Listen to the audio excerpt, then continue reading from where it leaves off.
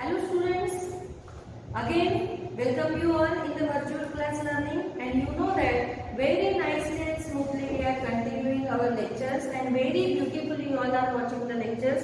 And guys, how are your exam? How was your exam?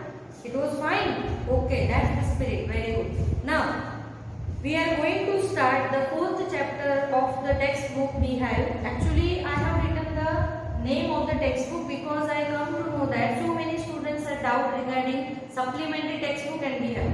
You know that you are having two textbooks. First one is we have, it is the literature part. It contains prose and poems, and the other one is the supplementary textbook. And if whatever doubts you are having, you know that our school has started the doubt solving lectures. So in that you can ask me the doubts whatever you are getting. Okay. So fourth chapter, its name is A Truly Beautiful Mind. Actually, it is, we can say that the chapter says about the Albert Einstein. Have you heard the name of the scientist Albert Einstein? He is a great scientist. You know, he has given so many theories, that is theory of relativity, all other many theories he has given. Okay, so A Truly Beautiful Mind is the chapter. It has narrated all the, we can say that, information about Albert Einstein. So before starting the chapter, let's have some look over the hard words. So the hard words are here. First hard word is given, that is, here I am not getting the word, freak. Freak means unusual. Here, freak means unusual. Next hard word is amateur. Amateur means doing something for personal enjoyment rather than as a profession. Means, you know, we are having a lot of hobbies. Some are collecting the stamps, so many other hobbies. Some have reading hobbies, some are enjoying the rides. Okay, so here the amateur is a word means not the professional, just for doing the work for our internal pleasure. Then next one is regimentation. Regimentation, here it means discipline, rules and regulations. So it is called as regimentation. Then next word is, here the printing is not proper.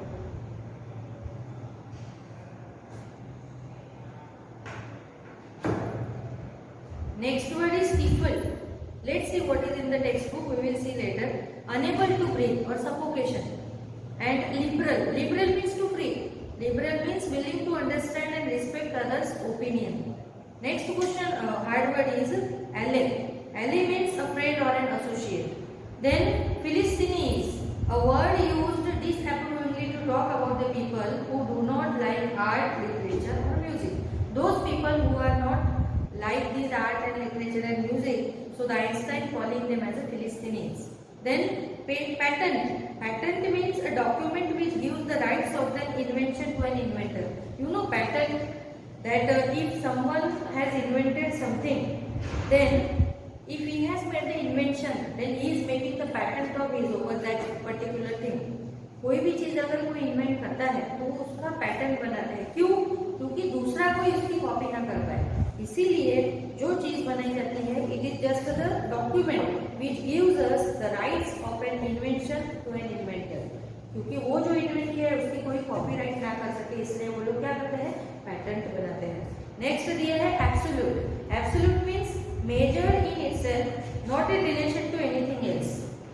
Means not related with others, we can take. Then untraveling, it means starting to fail. It is going to fail. And then faltered, become weak. Deflected, it means change direction because it hits something. Because we are getting the knowledge about that, it is not proper, so we can deflected it. So it means deflected. Then missive, it means letter, especially long and official. Some official letters, the powerful, not powerful people, those people who are the bureaucrats or any officials, they are writing the long letters to the authority or to the government. That letters we can call it missive. Then visionary. Visionary means a person who can think about the future in an original and intelligent way. Visual means what? You know, the law of attraction is the law that if we are visualizing anything, we are getting it.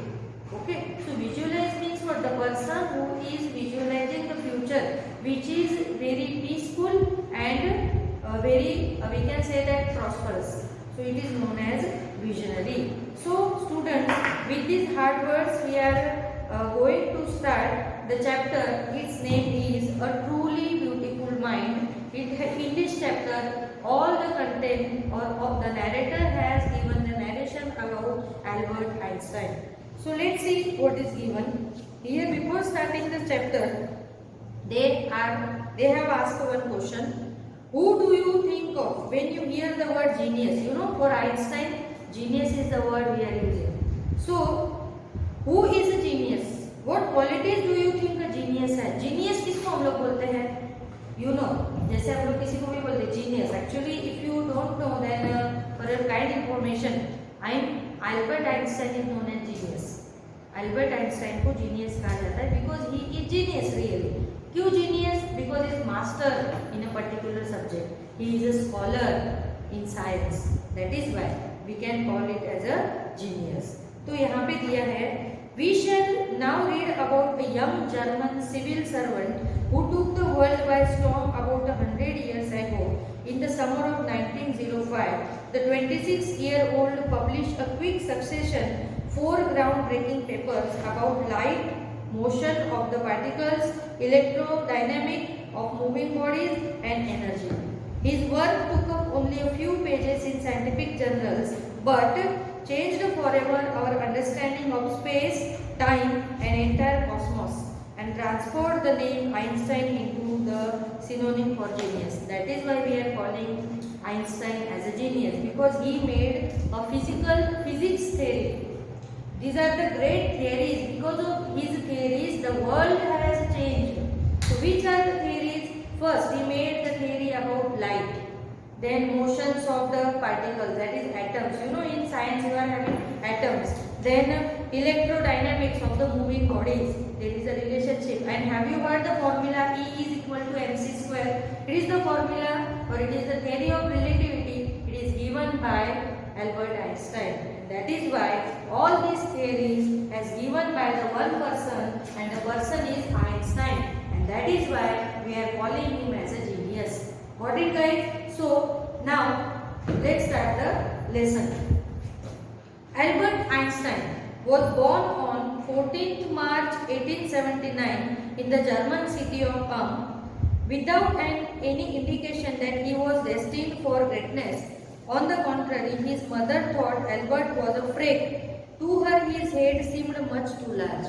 Here, Albert Einstein was born on 14th March 1879 and in the German city of Ulm. Okay, और Ulm नाम की जो German city है, Germany में he was born without any indication that he would become a great in the future. हमको पता होता है जब हमारा जन्म होता है हम लोग बहुत great बनने वाले हैं. No. But at the time of his birth, his mother was thinking or his mother was worrying about him. उसकी मम्मी के उसके बारे में बहुत टेंशन था because he was some freaky. Freaky means his head is freaky, especially head this part. Freaky means unusual. उसका head बहुत बड़ा था. जब उसका जन्म हुआ, उसकी बॉडी के कंपैरिजन में उसका हेड बड़ा था और उसको लेके उसकी मॉम जो है वो टेंशन में थी कि मेरा बेटा दूसरे बच्चों की तरह नहीं है, वो अनयूजुअल कुछ अलग ही दिखता है, उसका हेड बहुत बड़ा है. तो उसकी मम्मी जो है वो उसका हमेशा टेंशन में होती थी. फिर क्या हुआ, at the age of 2.5 means 2.5 साल का बोलते हैं हम लोग, Einstein still wasn't talking. 2.5 years का हो गया तो भी वो बोलता नहीं था. Not a single word he spelled. उसने एक भी वर्ड बोला नहीं था. इतना बड़ा लड़का, तुम लोग देखते हो 11 महीने के 15 महीने के बच्चे बोलने लगते हैं. ये 2.5 साल का हो गया तो भी एक भी वर्ड नहीं बोलता था, गूंगे की तरह बैठा रहता था. So when he finally did learn to speak he uttered everything twice. और जब बोलना सीखा तो भी वो क्या बोलता था, हर एक चीज को 2 बार बोलेगा. Again there is problem. पहला प्रॉब्लम क्या था, हिज हेड वाज फ्रिक्ड, उसका हेड थोड़ा बड़ा था. दूसरा प्रॉब्लम 2.5 साल का बच्चा हो गया, बोलता नहीं है. तीसरा प्रॉब्लम, बोलना सीखा तो हर एक चीज को 2 बार बोलता है. लो प्रॉब्लम ही प्रॉब्लम. उसकी मॉम जो थी वो बहुत टेंशन में थी कि मेरे भगवान ने मुझे ऐसा बेटा क्यों दिया. सबके बच्चे मस्त खेलते हैं, सबके बच्चे दिखने में सुंदर है, मेरा बेटा तो ना दिखने में सुंदर है ना वो बोलता है, और बोलता भी तो 2 बार बोलता है. पता नहीं भगवान ने मेरे नसीब में ऐसा क्यों लिखा. Means His mom is not going to express all this thought in front of him, guys. Okay, तुम लोग ऐसा मत समझो कि उसकी मम्मी उसके सामने उसको कोसती थी, नहीं, उसके मन में ऐसा दुख था कि मेरा ही बेटा ऐसा क्यों है। बाकी वो अपने बेटे को तो प्यार ही करती थी, तुम लोग ऐसा मत समझो कि उसकी मॉम जो है वो ऐसा बेटा क्यों है उसको बोलती थी, नेवर, क्योंकि हर एक मॉम के लिए उसका बच्चा कैसे भी हो उसको वो प्यारा ही लगता है। This is the speciality of every mom, बराबर कि नहीं? तो उसके मन में ऐसे थॉट्स आते थे। Then Einstein did not know what to do with other children, and his playmates called him brother boring. So the youngster played by himself much of the time. उसके जो mates थे, यानी playmates यानी खेलने वाले जोड़ीदार, साथीदार तुम्हारे, उनको आइंस्टाइन अच्छा नहीं लगता था। वो बोलते थे ये बोरिंग है, इसलिए उन्होंने उसका नाम रखा था ब्रदर बोरिंग। आइंस्टाइन का वो बच्चों ने क्या नाम रखा था? ब्रदर बोरिंग, क्योंकि उनको वो अच्छा नहीं लगता था, ये उनके साथ अच्छी तरह से खेलता नहीं था, क्योंकि बोलता ही नहीं था, बराबर।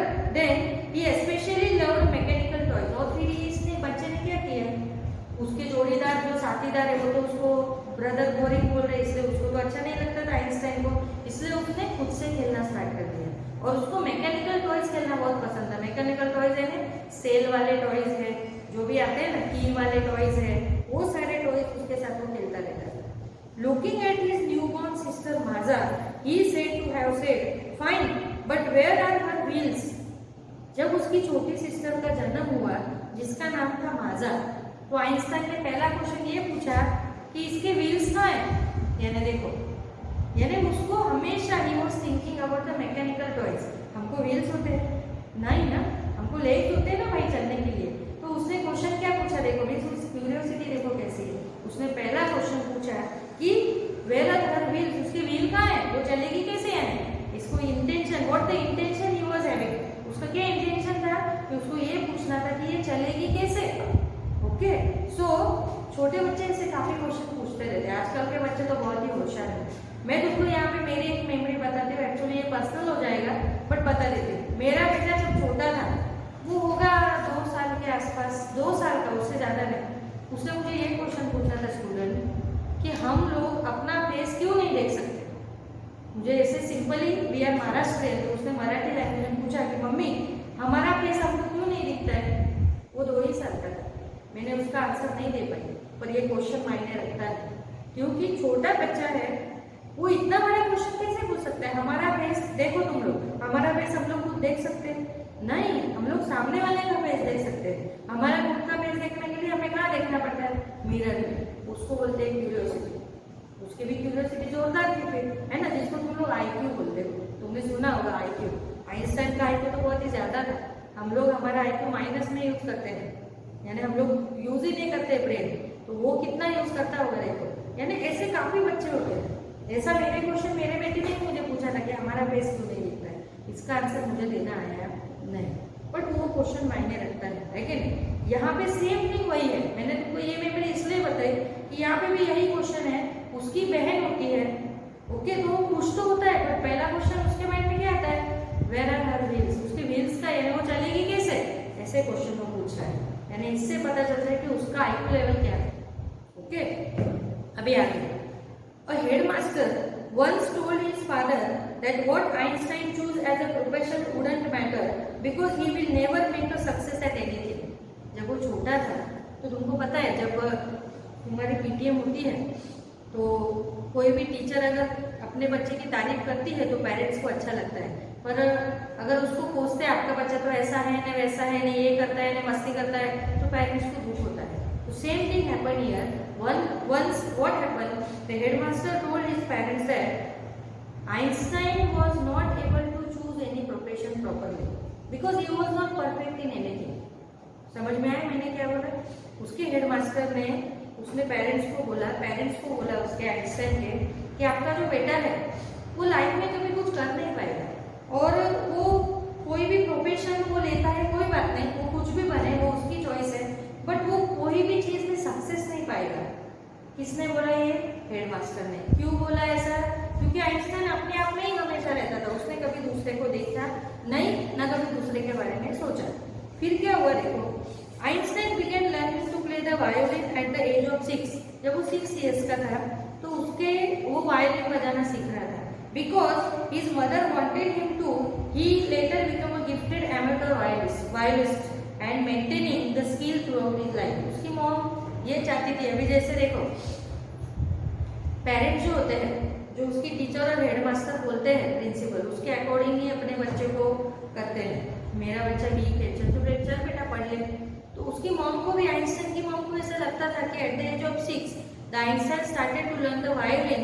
तो उसकी मॉम को लगता था कि ये गिफ्टेड वायलिनिस्ट बने. गिफ्टेड मीन्स एमेटर का मीनिंग कि gifted means not from the soul, not from the body, not from the interest, but anyhow, मन से नहीं, दिल से नहीं, जैसे तैसे वायलिनिस्ट बन जाए. उसकी मॉम को ये लगता था, क्योंकि प्रिंसिपल ने क्या बोला था, ये कोई भी प्रोफेशनल अपनाए उसको सक्सेस मिलेगा नहीं. इसलिए उसकी मम्मी थोड़ी टेंशन में थी, इसलिए उसने उसको वायलिन बजाना सिखाया ताकि वो पूरी लाइफ वायलिन बजाता रहे तो भी कोई प्रॉब्लम नहीं था, थोड़ा तो कमा के खाएगा. ऐसे उसकी मॉम तुमको पता है, our parents are always thinking about our future. हमारे जो पेरेंट्स होते हैं वो हमारे फ्यूचर के बारे में ही सोचते हैं. तो उसकी मॉम ने भी आइंस्टाइन के फ्यूचर के बारे में सोचा. फिर आगे क्या है देखो, but Albert Einstein was not a bad pupil. वो इतना अच्छा खराब विद्यार्थी भी नहीं था. He was not a bad student. Pupil means student. He went to high school in Munich, where Einstein's family had moved when he was 15 months old and scored good mark in almost every subject. Einstein hated the school's regimentation and often clashed with his teachers. At the age of 15, Einstein felt so stifled that he left the school for good. जब Einstein 15 months old था, 15 months old means 1.5 साल का, तब उसके parents को उनकी जो city थी जहाँ पे वो रहता था आल्ब में, वहाँ उसको छोड़ना पड़ा और उनको मुनिच जाना पड़ा. वहाँ पे जब वो गए तो Einstein whenever he was a child he was getting good marks. उसको अच्छे मार्क्स आते थे हर एक सब्जेक्ट में, but he didn't like the rules and regulations, especially the discipline of the school.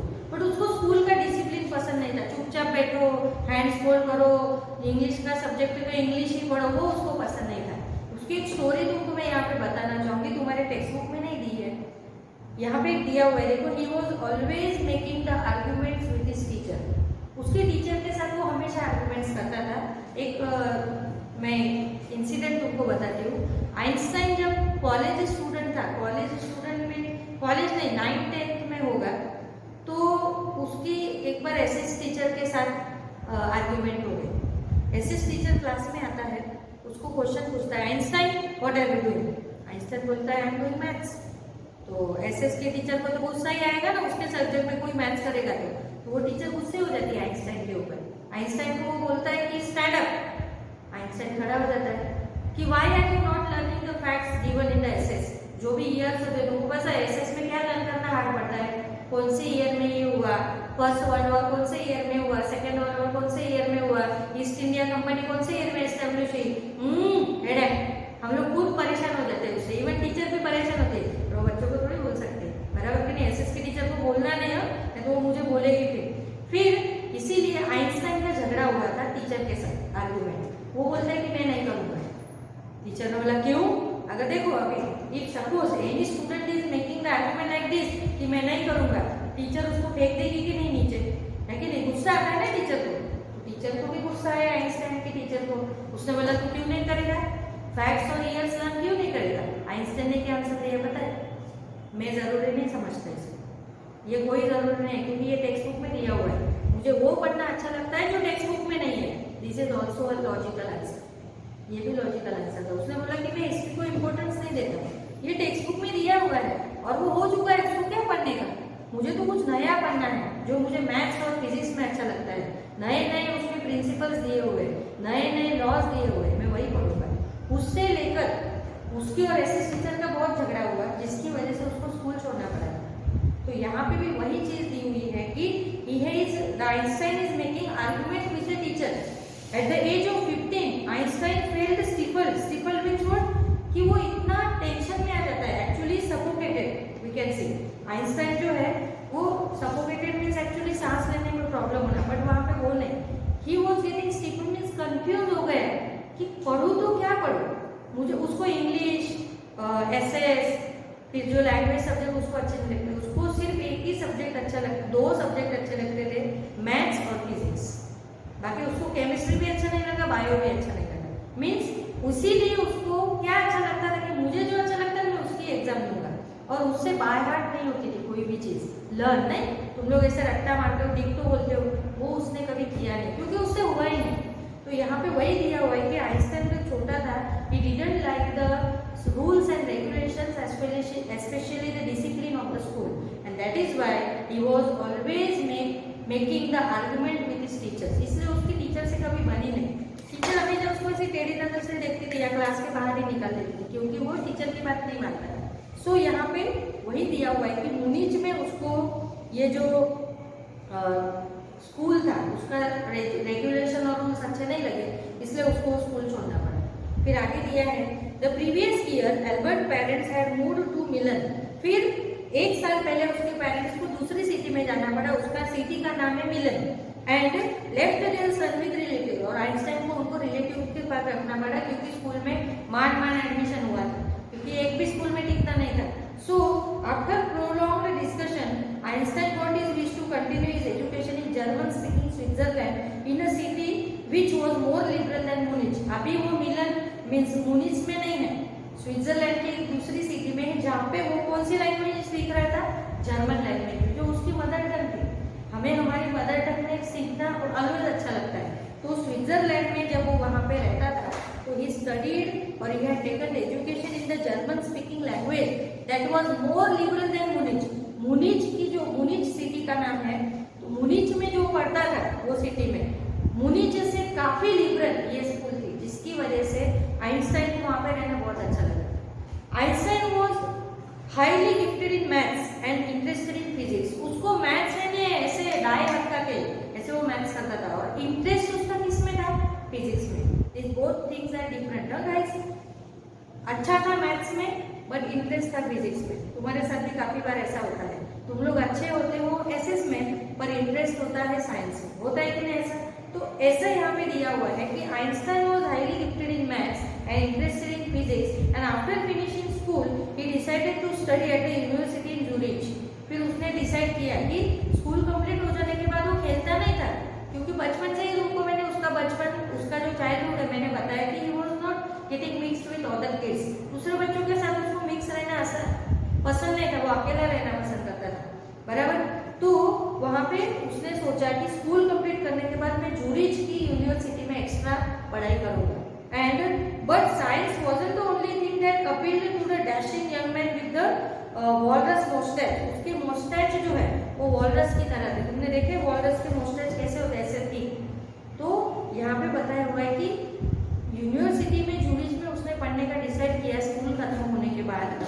But schooling means क्या बोलेंगे, अपने 10th और 12th के बाद उसको यूनिवर्सिटी एजुकेशन लेना था। बट यूनिवर्सिटी उसको एडमिशन देगी कैसे, एक सब्जेक्ट के ऊपर? नो, तुमको पता है यूनिवर्सिटी में जब हम लोग कोई भी कोर्स ज्वाइन करते हैं तो हम लोग एक सब्जेक्ट पढ़ते हैं, नहीं 6-7 सब्जेक्ट होते हैं, जो हमें उसमें से 1-2 ही अच्छे लगते हैं, बाकी तो सब बकवास। तो उसको एडमिशन देता कौन, क्योंकि उसको सिर्फ एक ही सब्जेक्ट अच्छा लगता था, कौन सा, मैथ्स, और क्या करना अच्छा लगता था, फिजिक्स। तो दूसरे सब्जेक्ट कौन पढ़ेगा? उसकी वजह से उसको स्कूल में एडमिशन मिलना या यूनिवर्सिटी में एडमिशन मिलना बहुत ही इम्पॉसिबल थिंग था। फिर आगे दिया हुआ है देखो, he also felt a special interest in fellow student Mileva Maric, whom he found to be a clever creature. This young sir had come to Switzerland because the university in Zurich was one of the few in Europe where women could get degrees. यहाँ पे दिया हुआ है कि उसको एक student, fellow means साथीदार, एक स्टूडेंट के लिए अट्रैक्शन हुआ, मीन्स वो अच्छी लगी। क्यों पता? वो उससे भी होशियार थी, उसका नाम था मिलीवा मैरिक।